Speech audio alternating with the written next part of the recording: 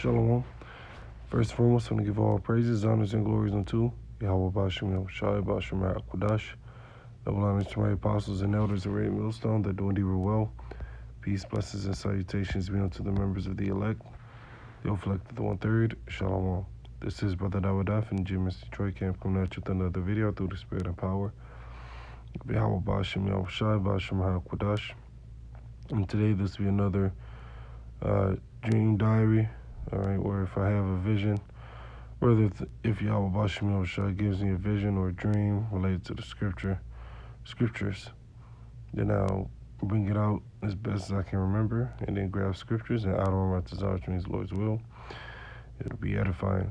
Now, this dream or vision that I had was basically concerning the destruction, which I literally just had. I literally just woke up, so basically this scene was basically I was on like it's kind of hard to describe.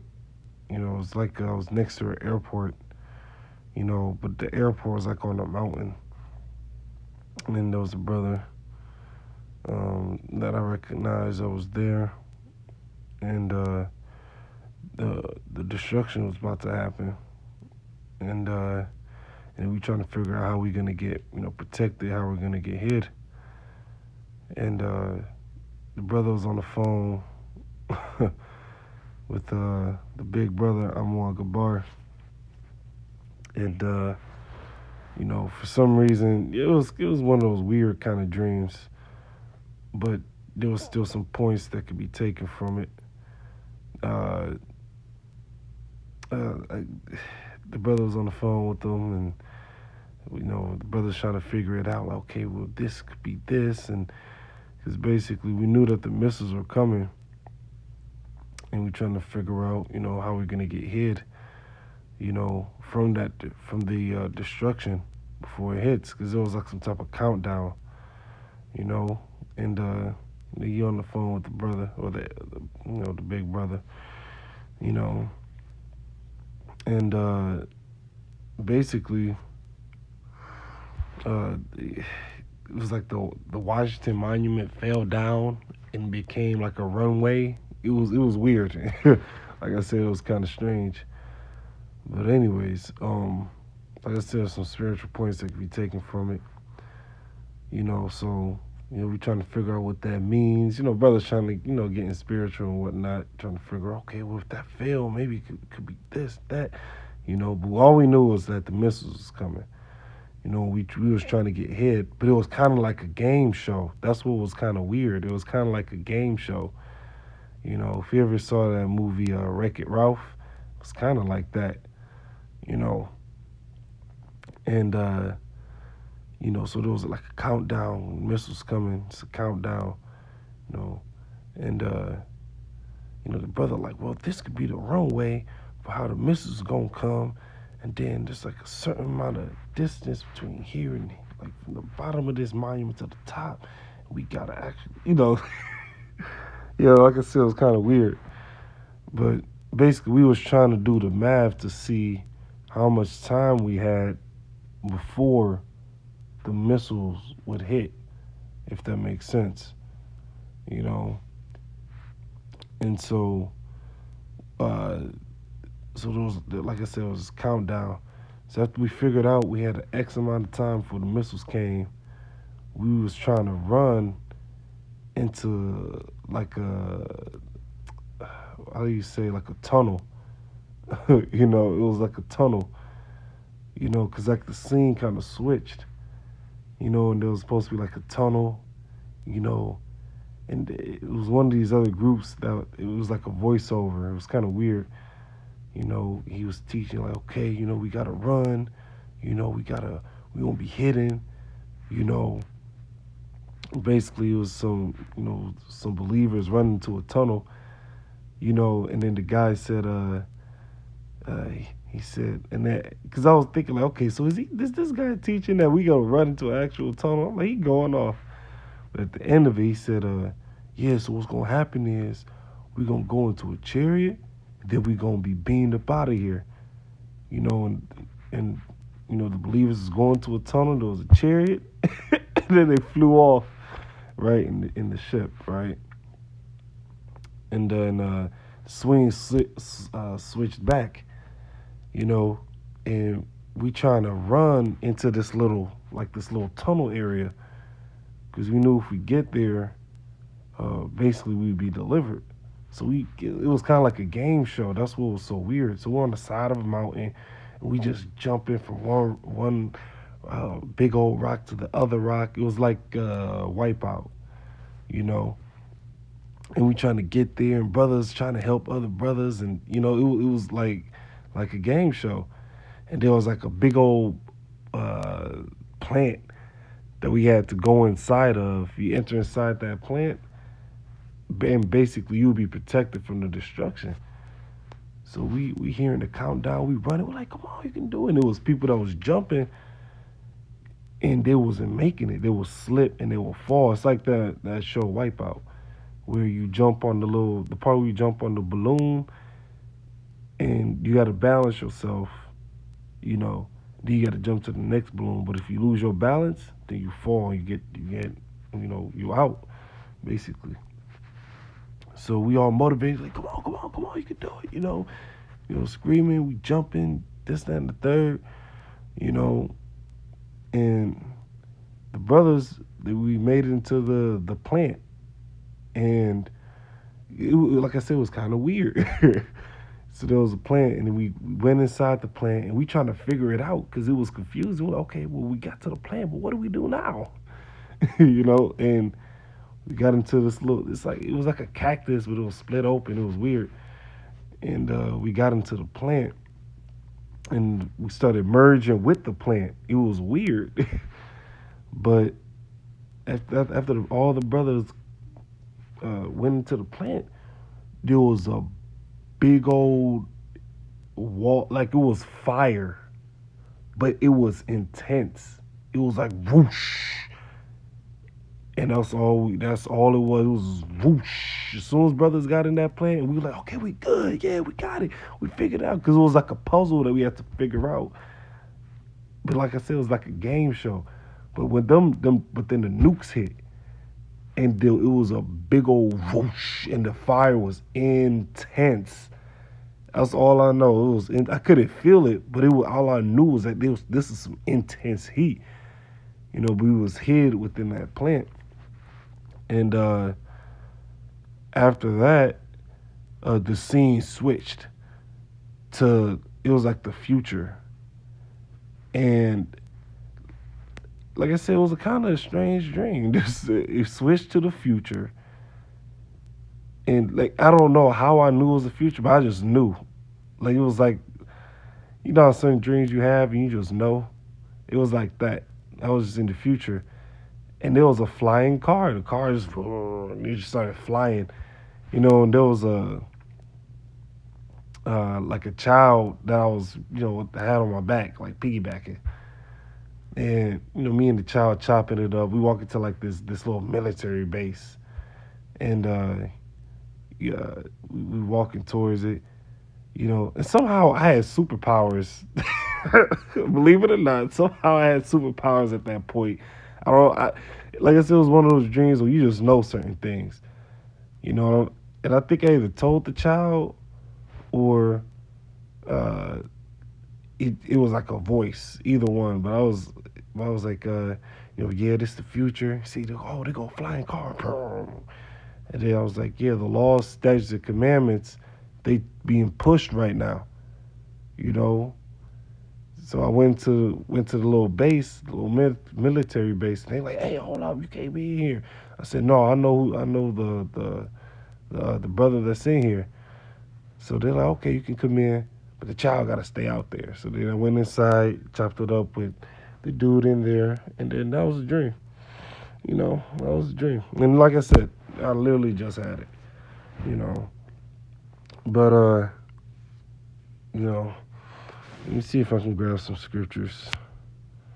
Uh, and then go from there. Because, hey, that destruction is going to be something else. I knew in that because we was within that plant, and it was just whoosh, just fire, just intense. Like, I can't really describe how intense the fire was. Like in the dream, I couldn't feel the heat, but I could sense its ferocity, for lack of a better term. It was like whoosh. In the dream, I'm like, this is some intense heat. you know, kind of remind me of uh, what's that? Isaiah 14. Because we don't really know. We can speculate. We can use movies and whatnot, but those things, they're good examples. But it's going to be so much worse than any movie, any TV show can actually depict. It's going to be the worst kind of. It's going to be a legendary destruction done by a legendary God. All right, Yahweh Shemel Shah is going to reestablish, all right, his great and holy name. It's going to be magnified again. All right. Scripture said the Lord is known by the judgment. Let's grab that scripture.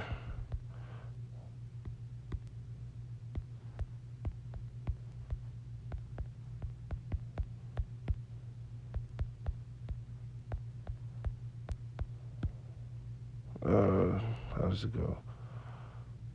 He's known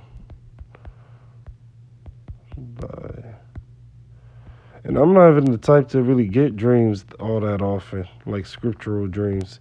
They'll come like sprinkled here and there. You know, how does it go?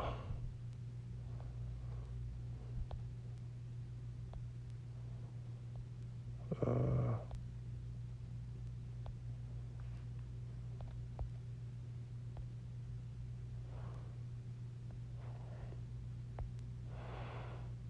Try it this way.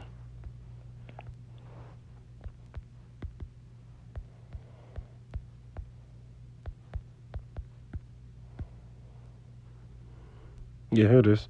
Psalm 9:16. It says, Yahweh Bashem Yahushua is known by the judgment which he executeth. All right? Yeah. So Yahweh Bashem Yahushua is known by the judgment which he executeth. When the Lord brought judgment upon those Egyptians, guess what? His name became magnified. Okay, and people feared him. Like, okay, we're going to fear your God because we heard what your God did to those Egyptians. That's what Rahab the harlot had said. So she was in terror. So Yahweh Shimon Shah is known by the judgment which he executed. And that's what he did to Egypt. How much more for what he's about to do to America? So just said that he's going to have his name magnified once again, right? Yahweh Shah said, Father, glorify thy son. No, let's grab that scripture. I think it's in Mark. Let's finish this off first. It says, Yahweh Bashem Yahushua is known by the judgment which he executed. The wicked is snared in the work of his own hands. Higayon Salah. Salah meaning like pause, meditate on this. Let's go from there to what did I say I was gonna go to? Okay, it left me. Lord willing, it'll come back to me. But yeah, that heat, it was ferocious. If you weren't inside of that plant, then that fire just consumed you. You know, it was kind of strange how it was like a game show. You know, and we knew we had to get into that little tunnel, and at the end of the tunnel, there was a ship, and the ship would take you out of there. You know, the ship would take you up out of there. Which obviously we're not gonna be in no literal tunnel to get out of here. You know, but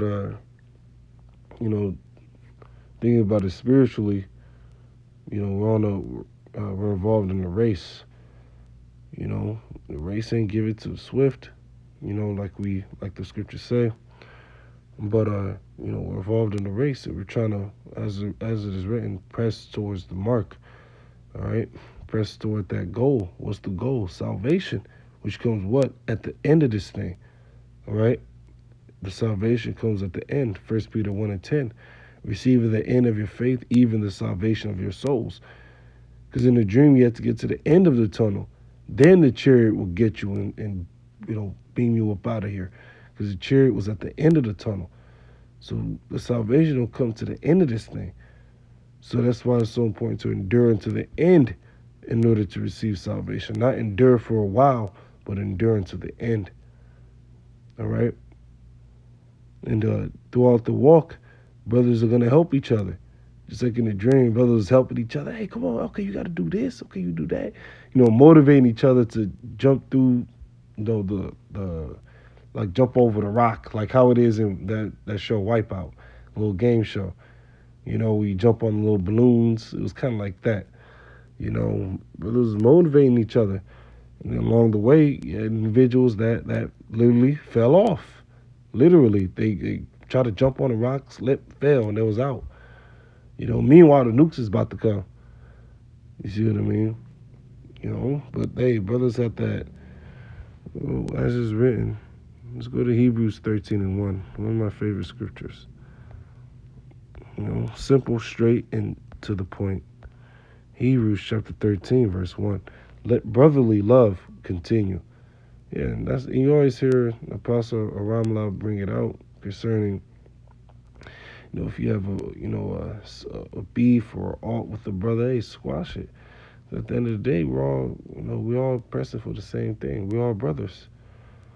You never know. You never know who you're gonna be around, who Yahweh Bashim Hashem will put you around when all hell breaks loose. All right, you never know.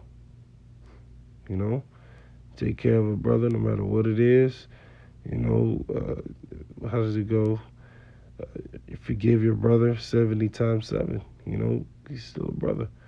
Forgive him and you keep it pushing. You never know. The Lord might have you and that brother together when all hell breaks loose. So, build that relationship now between the brother. And in the same breath, on the flip side, you may not be around that brother when all hell breaks loose. You may be by yourself. You may not be around a brother, I should rather say. So cherish the brotherhood. As is written, Hebrews 13:1, let brotherly love continue. If you wasn't in that plant, that was your ass. The scriptures speak about the Lord's plant, which we pray and hope to be a part of. I guess 9.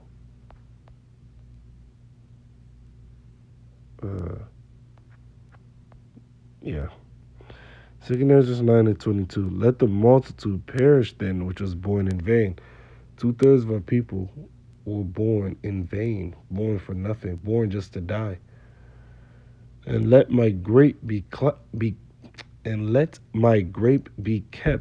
in my plant, for with great labor have I made it perfect. Yeah, and what was that plant? The elect. All right, that grape, that plant, that's the elect. All right, and if you weren't within that plant, then you were hit by that fire. 2 Ezra 9:21. And I saw and spared it greatly, and have kept me a grape of the cluster. You know what that means, a grape of the cluster? You go to your supermarket, you get a big old bag of grapes. Salaki, I just woke up. You get you a big old bag of grapes. If you pluck one grape off and you throw the rest of those grapes away, that's likened unto the Lord's elect. A grape, singular, of the cluster. All right?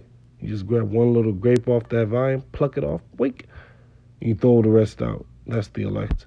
And the plant of a great people. So if you weren't part of that plant in the dream, that fire hit you. And all I knew was that fire was intense. I couldn't feel it because me and the other brothers was inside the plant, but it was like a sense, like it was ferocious, like a lion just mauling somebody, just giving you the business. It was like that. Well, that's a spirit. I think it say 414 at the time. As a time, yeah, that's what we pray to be a part of. Because the elect they're going to be hidden from all this destruction. Uh, Revelation 11 and 12. And they heard a great voice from heaven. Let's do it 11. And after 3 days and a half, that's 350 years, the Spirit of life from the Most High entered into them. And they, that's the Israelites, particularly the elect, stood upon their feet. So you see the camels out there, and great fear fell upon them which saw them. Right? Because these devils, they're getting nervous. These top wicked elite, they're getting nervous because they're like, well, if they woke up, and the scriptures say they will wake up, they know what's going to happen after that. Because after the destruction in the dream, you know, uh, the law, statutes, and commandments was in full effect. And there was a flying car, which, probably was supposed to be represent a chariot. But all I knew was the law, statutes, and commandments was in full effect. Well, no more moles. It was weird. Like, I just knew that. Okay, the law, statutes, and commandments is in full effect. So, where were we? So they're nervous about that. Great fear fell upon them which saw them. They see us raising up. They're like, okay, if that happened, then what's prophesied next to happen is us going down and getting booted into captivity. They know that. Verse 12. And they heard a great voice from heaven saying unto them, come up hither. And they ascended up to heaven in a cloud, in the so-called UFO. And their enemies beheld them. And the same hour was there a great earthquake, and the 10th part of the city fell. And that earthquake is going to be caused by that thermonuclear destruction. Excuse me. And in the earthquake were slain of men 7,000, complete amount of men. And the remnant were frightened. So everyone on the soils of America, they're going to be destroyed by that heat. Anyone left until those missiles come, they're going to be destroyed by that fire, except the elect, because they're going to be beamed up into the cloud, the chariot. And the remnant were frightened. That's the elect, because the elect are going to be scared. And gave glory to the power of heaven. Now let's go from there. And let's grab one more, and then that'll be the lesson.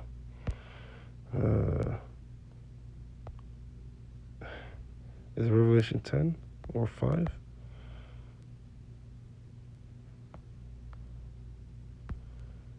Um, 15.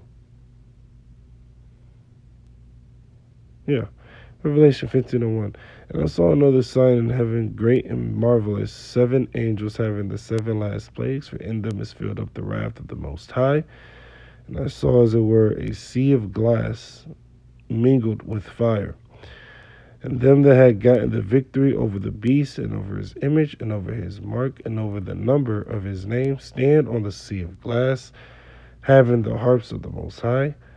And and that's speaking about the deliverance of the elect being within the ships, all right, and looking down upon destruction that's taking place.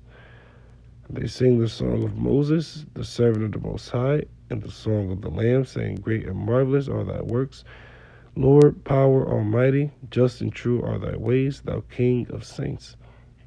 Who shall not fear thee, O Yahweh Ba'ashem Yahushua, and glorify thy name? For thou only art holy, for all nations shall come and worship before thee, for thy judgments are made manifest. There's another one. Is it Revelation 18?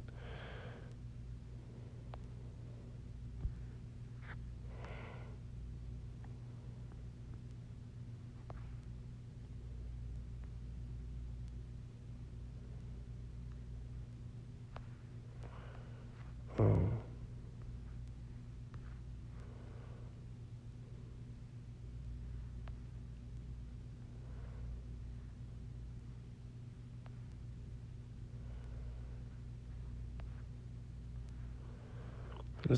Revelation 18:7.